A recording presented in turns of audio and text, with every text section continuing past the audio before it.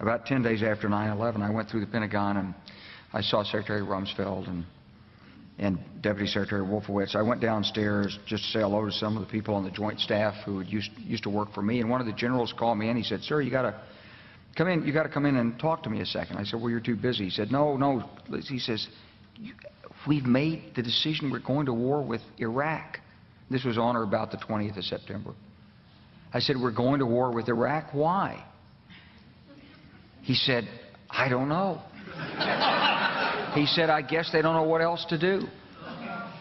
So I said, "Well, did they find some information connecting Saddam to Al-Qaeda?" He said, No. He says, "There's nothing new that way. They've just made the decision to go to war with Iraq."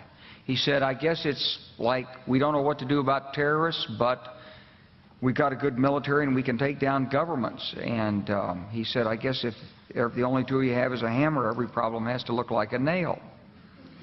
So I came back to see him a few weeks later, and by that time we were bombing in Afghanistan. I said, "Are we still going to war with Iraq?" And he said, "Oh, it's worse than that."